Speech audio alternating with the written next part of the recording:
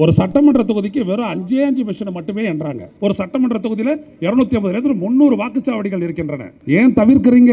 ஏன் தடுமாற்றம்? ஏனென்றால் எல்லாவற்றையும் எண்ணி ஒப்பிட்டு அறிவிச்சா அப்ப தெரியுது ரெண்டுத்துல இருக்கக்கூடிய வித்தியாசம் எவ்வளவு பெரியது என்று. அதுதான் ரொம்ப முக்கியம். ஒரு காவல் அதிகாரி, ஓய்வு பெற்ற காவல் அதிகாரி அஸ்ஸாம்ல ஓட்டு போட போயிருக்காரு, வாக்களிச்சிருக்கிறாரு. வாக்களித்து விட்டு வெளியே அவர் பார்க்கிறாரு, வேற ஒரு சின்னத்துல கட்டாயி விடுது.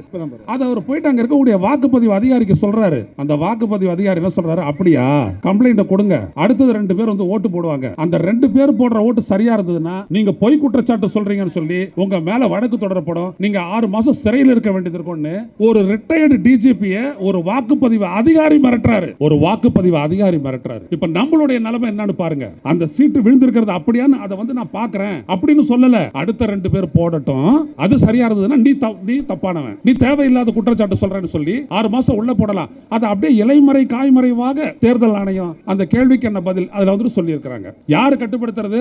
வழக்கு போட்டு 5 வருஷம் ஆகும், அது விசாரணைக்கு வரலன்னா யாரு கட்டுப்படுத்துறது? ரெஜிஸ்ட்ரி கட்டுப்படுத்துது. இப்போ சமீபத்தில் துஷ்யந்த் தவே என்கிற அட்வொகேட் ஒரு கடிதமே எழுதியிருக்கிறாரு. யாருங்க எந்த வழக்கை எந்த பெஞ்ச் விசாரிக்கணும்னு தீர்மானிக்கிறது? உச்சநீதிமன்ற தலைமை நீதிபதியா அல்லது ரெஜிஸ்ட்ரியா என்று கேள்வி கேட்டிருக்கிறார். அபாயகரமான ஒரு நிலை நீடிக்கிறது. இப்படிப்பட்ட ஒரு மோசமான ஒரு நிலையில் தான் 2 முறை அவர்கள் ஆட்சியை கைப்பற்றினார்கள். அடிப்படையே இல்லாமல் ஆட்சியை கைப்பற்றினார்கள். இப்பொழுது மோடி சொல்கிறார் அவருடைய கட்சிக்காரங்க கிட்ட வந்துட்டு 50% ஓட்டு நம்மளுக்கு கூறி 50% ஓட்டு நீ வாங்கினா மக்கள் கிட்ட எல்லாம் வரணும், ஏன் கட்சிக்காரங்க கிட்ட போற? அப்ப கட்சிக்காரன் வேலை செய்வான். 2019 மக்களே நன்றாக 12 கோடி வாக்காளர்கள் வாக்காளர் பட்டியலில் இருந்து நீக்கப்பட்டிருக்கிறார்கள். 12 கோடி, அதுல 4 கோடி பேர் முஸ்லிம்கள், 3 கோடி பேர் பட்டியல் சமூகத்தினர். நன்றாக நினைவில் கொள்ளுங்கள். மற்றவர்களா அந்தந்த பகுதியில் யாரு வாக்களிக்க மாட்டாங்கன்னு கன்ஃபார்ம் பண்ணாங்களோ அவங்களுடைய எல்லா தூக்கி போட்டிருக்கான். இதை செய்யறது யாரு? ஆர்எஸ்எஸ் சேர்ந்த பன்னா பிரமுக் என்கின்ற அவர்கள் ஏற்பாடு செய்தவர்கள். அவர்கிட்ட தான் மோடி பேசுறாரு. எதையுமே மக்களுக்கு செய்யாம பெட்ரோல், டீசல், சமையல் எரிவாயு எல்லா விலையும் ஏத்திட்டு அதுக்கு அப்புறமா நான் 3வது முறையா ஜெயிப்பேன் அப்படின்னா என்ன அர்த்தம்? எதை வச்சு ஜெயிக்க முடியும்? யோசியுங்கள் மக்களே. தமிழ்நாட்டில் இல்ல, இந்திய நாட்டிலேயே எந்த ஒரு குறிப்பிட்ட அரசியல் கட்சியும் இவிஎம்க்கு எதிராக ஒரு போர் பிரகடனம் செய்துவிட்டு களத்தில் இறங்கியது இல்லை. அதனை செய்யக்கூடிய முதல் கட்சி நமது விடுதலை சிறுத்தைகள் கட்சி. பொதுவாக அறிவு சார்ந்த போராட்டங்கள், தொழில்நுட்ப போராட்டங்கள் எல்லாம் சமூகத்தினுடைய மேல் மட்டத்திலிருந்து கீழ் நோக்கி வரும். இங்கிருந்து தான் உழைக்கும் சமூகத்திலிருந்து ஒரு குரல் மேல் நோக்கி எழுகிறது. காரணம் நம்மோடு தலைவர் திருமாவளவன் நிற்கின்றார். புரிந்து கொள்ளுங்கள். ஏன் அவர் இந்த போராட்டத்தை இவ்வளவு தூரம் முன்னெடுக்கின்றார் என்கின்ற ஒரு விடயத்திற்கு அவரே வருவார். ஒரு பத்திரிகையாளர் நாடாளுமன்ற அவையில் அவரை தடுத்து நிறுத்தி அவர் கேட்ட அந்த கேள்வி அவரை சிந்திக்க வைத்தது. போராட்ட அறிவிப்பை வெளியிட்டார். எங்களை எல்லாம் ஒருங்கிணைத்திருக்கின்றார், நம்ம எல்லாம் ஒருங்கிணைத்திருக்கின்றார். தோழர்களே, நாம வாக்குச்சீட்டில் வாக்களித்தவங்க நிறைய பேர் இங்கே இருக்கிறோம். தயவு செய்து கவனம் செலுத்துங்க. இந்த போராட்டத்தில் நம்ம ஜெயிக்கலை அப்படின்னோம்னா நம்ம நாடு, நமது அடிப்படை உரிமை எல்லாவற்றையும் இழந்து விடுவோம். எல்லாவற்றையும் இழந்து விடுவோம்.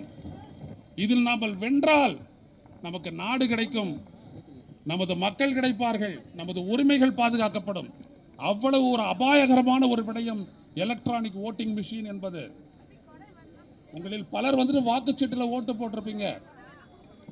அந்த வாக்குச்சீட்டில் நீங்க தான் அந்த முத்திரையை குத்துனீங்க. அந்த சீட்டை குறுக்க முடிச்சிங்க, நெடுக்க முடிச்சு குறுக்க முடிச்சு வாக்கு பெட்டியில போட்டோம். எந்த இடத்துல இந்த வாக்கு அடையாளம் காண முடியும், அதுல சீரியல் நம்பர் இருக்கும். இப்ப இவிஎம்ல நீங்க போறீங்க, இவிஎம்ல போயிட்டு ஓட்டு போடுறீங்களே, அந்த பொத்தானை பிரஸ் பண்ண உடனே நீங்க எந்த வேட்பாளருக்கு ஓட்டு போட்டீங்களோ அந்த வேட்பாளருடைய கணக்கில் தான் அது போய் சேர்ந்ததுன்றதுக்கு எந்த அத்தாட்சியாவது இருக்கிறதா? எந்த அத்தாட்சியாவது இருக்கிறதா? எந்த அத்தாட்சியுமே இல்லாமல் இது பாதுகாப்பானது, இது உங்களுடைய உரிமையை பாதுகாக்கக்கூடியது, இது ஒரு உயர்ந்த தொழில்நுட்பம் என்று சொன்னதையே தேர்தல் ஆணையம் சொல்லிக்கொண்டே இருக்கிறது. அதனை காப்பாற்றும் வேலையை மோடி அரசு செய்து கொண்டே இருக்கிறது. அப்புறம் பார்த்தீங்கன்னா விவிபேட் இருக்கேனுங்க. இவிஎம் நம்ப முடியாதுன்னு உச்சநீதிமன்றத்தில் தெளிவான உடனே விவிபேட் ஒப்புகை சீட்டு அந்த சின்ன ஒரு இதில் தெரியுது இல்லைங்களா, சீட்டு கட்டாயி விழுதாது. அதுலேயும் பிரச்சனை வந்தது. எந்த சின்னத்தில் போட்டாலும் அங்கே கட்டாயம் விடுறது பார்த்தீங்கன்னா தாமரையாக இருக்கு, அது பிரச்சனையாச்சு. அப்ப இதையும் எண்ணி விவிபேடையும் எண்ணி முடிவுகளை அறிவிக்க வேண்டும் என்று ஒப்புக்கொண்ட தேர்தல் ஆணையம் அதையும் இதுவரை செய்யவில்லை. ஒரு சட்டமன்ற தொகுதிக்கு வெறும் 5 மிஷினை மட்டுமே என்றாங்க. ஒரு சட்டமன்ற தொகுதியில் 250 300 வாக்குச்சாவடிகள் இருக்கின்றன. ஏன் தவிர்க்கிறீங்க? ஏன் தடுமாற்றம்? ஏனென்றால் எல்லாவற்றையும் எண்ணி ஒப்பிட்டு அறிவிச்சா அப்ப தெரியுது ரெண்டுத்துல இருக்கக்கூடிய வித்தியாசம் எவ்வளவு பெரியது என்று. அதுதான் ரொம்ப முக்கியம். ஒரு காவல் அதிகாரி, ஓய்வு பெற்ற காவல் அதிகாரி அஸ்ஸாமில் ஓட்டு போட போயிருக்காரு, வாக்களிச்சிருக்கிறாரு. வாக்களித்து விட்டு வெளியே அவர் பார்க்குறாரு, வேற ஒரு சின்னத்தில் கட்டாயம் விடுது. அது அவர் போயிட்டு அங்கே இருக்கக்கூடிய வாக்குப்பதிவு அதிகாரிக்கு சொல்கிறாரு. அந்த வாக்குப்பதிவு அதிகாரி என்ன சொல்கிறாரு, அப்படியா, கம்ப்ளைண்ட்டை கொடுங்க, அடுத்தது 2 பேர் வந்து ஓட்டு போடுவாங்க. அந்த 2 பேர் போடுற ஓட்டு சரியாக இருந்ததுன்னா நீங்கள் பொய் குற்றச்சாட்டு சொல்கிறீங்கன்னு சொல்லி உங்கள் மேலே வழக்கு தொடரப்படும், நீங்கள் 6 மாதம் சிறையில் இருக்க வேண்டியது இருக்கும்னு ஒரு ரிட்டையர்டு டிஜிபியை ஒரு வாக்குப்பதிவு அதிகாரி மிரட்டுறாரு. ஒரு வாக்குப்பதிவு அதிகாரி மிரட்டுறாரு. இப்போ நம்மளுடைய நிலைமை என்னன்னு பாருங்க. அந்த சீட்டு விழுந்திருக்கிறது அப்படியான்னு அதை வந்து நான் பார்க்குறேன் அப்படின்னு சொல்லலை. அடுத்த 2 பேர் போடட்டும், அது சரியா இருந்ததுன்னா நீ தப்பானவன், நீ தேவையில்லாத குற்றச்சாட்டு சொல்றேன்னு சொல்லி 6 மாசம் உள்ள போடலாம். அதை அப்படியே இலைமறை காய்மறைவாக தேர்தல் ஆணையம் அந்த கேள்விக்கு என்ன பதில் அதில் வந்து சொல்லியிருக்கிறாங்க. பல பேர் சொல்லிக்கிட்டே போகலாம். கடந்த மக்களவை தேர்தலில் பதிவான வாக்குகளுக்கும் எண்ணப்பட்ட வாக்குகளுக்கும் இடையே 373 தொகுதிகளில் வேறுபாடு. ஒரு வாக்கு முதல் 1,01,000 வாக்கு வரை ஒவ்வொரு மக்களவை தொகுதிகளிலும் வேறுபாடு. கேஸ் இருக்குது. Association for democratic reforms, common causes 2 பேர் கேஸ் போட்டாங்க. கேஸ் இன்ன வரைக்கும் விசாரணைக்கு வரலைங்க. 5 வருஷம் ஆகிப்போச்சு. யார் கட்டுப்படுத்துறது? வழக்கு போட்டு 5 வருஷம் ஆகியும் அது விசாரணைக்கு வரலன்னா யார் கட்டுப்படுத்துறது? ரெஜிஸ்ட்ரி கட்டுப்படுத்துது. இப்போ சமீபத்தில் துஷ்யந்த் தவே என்கின்ற அட்வொகேட் ஒரு கடிதமே எழுதியிருக்கிறாரு. யாருங்க எந்த வழக்கை எந்த பெஞ்ச் விசாரிக்கணும்னு தீர்மானிக்கிறது?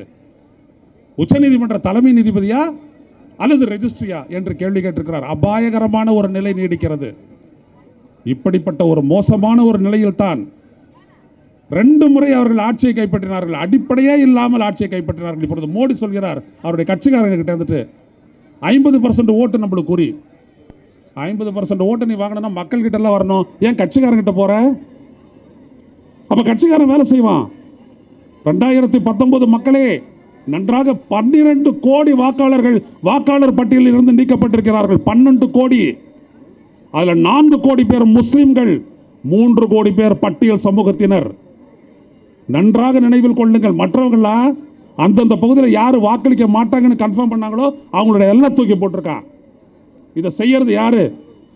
ஆர்எஸ்எஸ்ஐ சேர்ந்த பன்னா பிரமுக்ஸ் என்கின்ற அவர்கள் ஏற்பாடு செய்தவர்கள். அவர்கிட்ட தான் மோடி பேசுறாரு. எதையுமே மக்களுக்கு செய்யாம பெட்ரோல், டீசல், சமையல் எரிவாயு எல்லா விலையும் ஏத்திட்டு அதற்கு அப்புறமா நான் 3வது முறையா ஜெயிப்பேன் அப்படின்னா என்ன அர்த்தம்?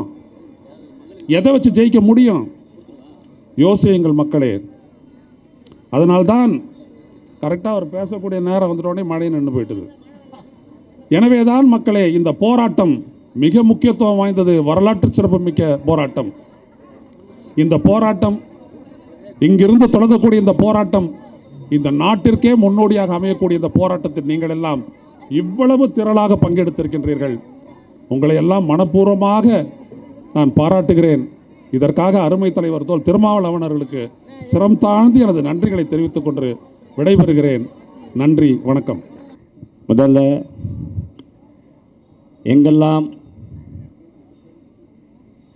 அடக்குமுறைகள் இருக்கிறதோ, ஒடுக்குமுறைகள் இருக்கிறதோ, அங்கெல்லாம் முதலில் நம்முடைய குரலை பதிவு செய்வது நம்முடைய எழுச்சி தமிழம், நம்முடைய விடுதலை சிறுத்தைகள் கட்சிகள் மட்டும்தான் முதல்ல பதிவு செய்வது. அதுபோல தான் இப்போது கடந்த இந்த மழை வெள்ளத்தில் பாதிக்கப்பட்ட மக்களுக்கு முதல்ல நம்முடைய எழுச்சி தமிழுடைய சார்பில், நம்முடைய கட்சியின் சார்பில் நமது மாண்புமிகு முதலமைச்சர் அவரை நேரில் சந்தித்து ரூபாய் 10 லட்சம் ரூபாய் நன்கொடையாக கொடுத்த ஒரே அரசியல் கட்சி நம்முடைய விடுதலை சிறுத்தை கட்சிக்கு தான். அதுபோல் நம்ம அந்த மழையை பேரிடராக அறிவிக்க சொல்லி இவ்வளோ பெரிய ஒரு கூட்டத்தை நடத்தி கொண்டிருக்கிறோம். பேரிடராக அதை அறிவிக்க மாட்டேன் என்று ஒன்றிய அரசு பிடிவாதமாக இருக்கிறது. ஏனென்று சொன்னால் நம்முடைய மொத்த நிவாரணத் தொகையாக கேட்கப்பட்ட ரூபாய் 21,000 கோடி. அந்த 21,000 கோடி ரூபாயில் 75% ரூபாயை ஒன்றிய அரசு தர வேண்டும். மீதி 25% ரூபாய் தான் நம்முடைய மாநில அரசு அந்த நிவாரணத்துக்கு செலவழிக்க வேண்டும். அந்த 75% ரூபாயை தர கூடாது என்ற ஒரு பிடிவாதத்துடன் இருக்க நம்முடைய ஒன்றிய அரசை நம்முடைய கட்சியின் சார்பாக வன்மையாக கண்டிக்கிறோம். அதே போல் இப்போ நம்முடைய கடந்த 5 மாநில சட்டமன்ற தேர்தல் நடைபெற்றது. அந்த சட்டமன்ற தேர்தலில் மொத்தம் மத்திய பிரதேசம் மட்டும் 15,000 புகார்கள் தேர்தல் கமிஷனில் பதிவு செய்யப்பட்டிருக்கு. அந்த தேர்தல் பதிவு செய்யப்பட்ட அந்த புகார் இப்போ இன்னமும் தேர்தல் கமிஷனுடைய வெப்சைட்டில் அவங்க இன்னும் அந்த இருக்குது. அதுக்காக பார்த்தீங்கன்னாக்கா தொடர்ந்து நம்முடைய சுப்ரீம் கோர்ட் சீனியர் லோகர் நரேந்திரநாத் மிஸ்ரா அவர்கள் ஒரு ரிட் பெட்டிஷனை பதிவு செய்திருக்கார். அந்த ரிட் பெட்டிஷனுக்கு இதுவரைக்கும் எந்த விதமான பதிலும் கிடையாது. இப்படி ஒன்றிய அரசு அனைத்து அதிகாரத்தையும் தன்னுடைய கையில் வைத்து கொண்டு யாருக்கும் எந்த விதமான பதிலும் சொல்லாமல் இப்படி ஒரு மிகப்பெரிய ஒரு மக்களுக்கு ஒரு துரோகம் செய்யக்கூடிய ஒரு அரசாக ஒன்றிய அரசு விளங்கி கொண்டிருக்கிறது. அதே போல் பார்த்திங்கனாக்கா கடந்த மத்திய பிரதேசத்தில் இப்போது ஜபல்பூர் தொகுதி என்ற ஒரு தொகுதியில் அது இவிஎம் மிஷினில் மொத்தம் 380 பூத்தில் பிஜேபிக்கு ஒவ்வொரு பூத்துலையும் 270 வாக்கு பதிவாகிருக்குது. மீதி 5 வாக்குக்கு தான் மீதி இருக்கிற மற்ற வேட்பாளர்கள் பதிவாக இருக்குது. அப்போது அந்த 380 பூத்துலேயும் 270 ஓட்டு பிஜேபிக்கு பதிவாயிருக்கு. இப்படி தொடர்ந்து இவிஎம் மிஷின் மூலமாக ஆட்சியை கைப்பற்றி விடலாம்னு சொல்லி இந்த ஒன்றிய அரசு நினைத்து கொண்டிருக்கிறது. இப்போதும் இதை அண்ணன் தோழர் இப்போது சொல்லியதை போல நம் அனைவரும் ஒற்றுமையாக அனைத்து இயக்கங்களும் ஒற்றுமையாக சேர்ந்து தொடர்ந்து இந்த இவிஎம் மிஷினை அதை நம்ம ஒழிக்க வேண்டும் என்று சொல்லி நன்றி பாராட்டி விடைபெறுகிறேன். நன்றி, வணக்கம். தமிழ்நாட்டில் நிறைய தலித் இயக்கத்துக்கு தலைவர்கள் வந்திருக்கிறார்கள், போயிருக்கிறாங்க. பல பேரை நாங்கள் பார்த்துருக்கிறோம். ஆனால் இன்றைக்கு ஒட்டுமொத்த தலித் சமுதாயம் ஏற்றுக்கொள்ளக்கூடிய ஒரு அன்டிஸ்பியூட்டட் லீடராக தோழர் தொல் திருமா அவர்கள் விளங்கி வருகிறார்கள். உண்மையிலே எங்களுக்கெல்லாம் மிகுந்த பெருமையாக இருக்கிறது. காரணம், அவர் ஒரு கொள்கை பற்றாளர், அரசியலில் சந்தர்ப்பவாதி அல்ல. தெளிவாக அறிவித்த கொள்கை பற்றாளர் என்று நான் சொல்லுவதற்கு காரணம், பாஜக கூட்டணியில் என்றைக்குமே நான் சேரமாட்டேன் என்று சொன்ன ஒரு அரசியல் தலைவராக தொல் திருமா அவர்கள் விளங்கி வருகிறார்கள். எப்பொழுதும் கொள்கை சார்ந்தே அவர் அரசியல் அமைந்திருக்கிறது. அவருடைய செயல் வீரர்கள் கொள்கை பற்றோடு இருப்பது மிகுந்த மகிழ்ச்சியை தருகிறது. அடிக்கடி இந்த வள்ளுவர் கோட்டத்திலே பல போராட்டங்களை நடத்தியிருக்கிறார். தமிழ்நாட்டிலேயே அதிக போராட்டங்களை நடத்திய கட்சி விடுதலை சிறுத்தைகள் தான். அந்த அளவுக்கு இன்றைக்கி மின்னணு வாக்குப்பதிவு இயந்திரம் என்பது தேசிய கட்சி, எங்களை போன்ற கட்சிகள் கூட இப்போ சமீபத்தில் இந்த விவிபேட் விஷயமாக ஜெயராம் ரமேஷ் அவர்கள் உச்ச நீதிமன்றத்தை அணுகுகிற ஒரு முடிவை எடுத்திருக்கிறார்கள். மின்னணு வாக்குப்பதிவு இயந்திரத்தோடு இந்த விவிபேட் அந்த ஒப்புகை சீட்டு எந்திரம் இணைக்கப்பட வேண்டும், அனைத்து மின்னணு வாக்குப்பதிவு இயந்திரத்தோடு இணைக்கப்பட வேண்டும் என்ற கோரிக்கை ஒரு பக்கம் வலியுறுத்துவதாலும், இந்த மின்னணு வாக்குப்பதிவு இயந்திரத்தின் மீதான நம்பகத்தன்மை இன்றைக்கு இழந்திருக்கிறது என்பதைத்தான் இந்த கூட்டம் வெளிப்படுத்துகிறது. அதற்காக தொல் திருமா அவர்கள் இந்த பிரச்சனையை முன்னெடுத்ததற்காக ஒரு தேசிய கட்சியை சார்ந்தவன் என்ற முறையில் அவரை நான் பாராட்டுகிறேன். காரணம், ஒன்று, மின்னணு வாக்குப்பதிவு இயந்திரத்தின் மீது நம்பகத்தன்மை இல்லை. அடுத்து, பொன்ராஜ் அவர்கள் சொன்னதைப் போல கடந்த பாராளுமன்றத்தில் 150 மக்களவை உறுப்பினர்களை வெளியேற்றிவிட்டு ஒரு மசோதாவை நிறைவேற்றியிருக்கிறார்கள். ஏற்கனவே தேர்தல் ஆணைய உறுப்பினர்களை நியமிப்பது பிரதமர், எதிர்க்கட்சி தலைவர், உச்சநீதிமன்ற நீதிபதி மூவர் கொண்ட ஒரு குழு தான் தேர்தல் ஆணைய தலைவரையும் உறுப்பினர்களையும் நியமிக்கிற சட்டம் நடைமுறையில் இருந்தது. அந்த சட்டத்தை மாற்றிவிட்டு தூக்கி எறிந்துவிட்டு புதிதாக ஒரு மசோதாவை தாக்கல் செய்து நிறைவேற்றி இருக்கிறார்கள்.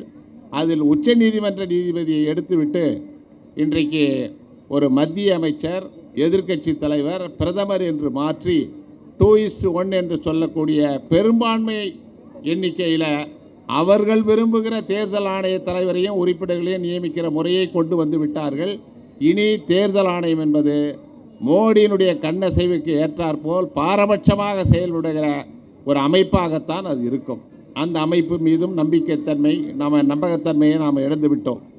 ஆக இன்றைக்கு உச்ச நீதிமன்றத்திலும் காலப்போக்கில் நாம் வருகிற தீர்ப்புகளை பார்க்கிறப்போ அதன் மீதும் ஒரு நம்பிக்கை இழக்கிற சூழல் இன்றைக்கு ஏற்பட்டிருக்கிறது. ஆகையினால்தான் இன்றைக்கு மக்கள் மன்றத்தில் இந்த பிரச்சனையை விடுதலை சிறுத்தைகள் முன்வைத்திருக்கிறார்கள். அடுத்து இந்த வெள்ள நிவாரண நிதியை பொறுத்தவரை நண்பர் பொன்ராஜ் நிறைய புள்ளி விவரங்களை கூறினார். சமீபத்தில் ஒரு புள்ளி விவரம் 2015 2022 வரை தமிழ்நாடு அரசு கேட்ட நிவாரணத் தொகை 1,27,000 கோடி என்று ஒரு புள்ளி விவரம் கூறியது. அதில் அவர்கள் மத்திய அரசு வழங்கியது 5,227 கோடி. கிட்டத்தட்ட 5% குறைவாகத்தான் கேட்ட தொகையில் மத்திய பாஜக அரசு வழங்கியிருக்கிறது.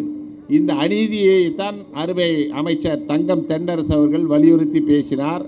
நிர்மலா சீதாராமன் தமிழ்நாடை தேசிய பேரிடராக அறிவிக்க முடியாது, நிதி வழங்க முடியாது என்று ஆணவத்தோடு பேசிவிட்டு வெள்ளப்பகுதியை பார்த்துவிட்டு இதுவரைக்கும் ₹1 கூட நிதி வழங்கப்படலை.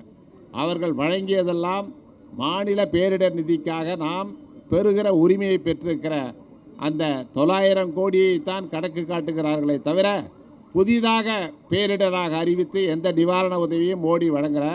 ஆனால் திருச்சியில் வருகிறப்போ மற்ற மாநிலங்களை விட தமிழ்நாட்டிற்கு அதிகமாக நிதி வழங்குவதாக அவர் பேசியிருக்கிறார். இதற்கு என்ன ஆதாரம் என்று எனக்கு தெரியவில்லை.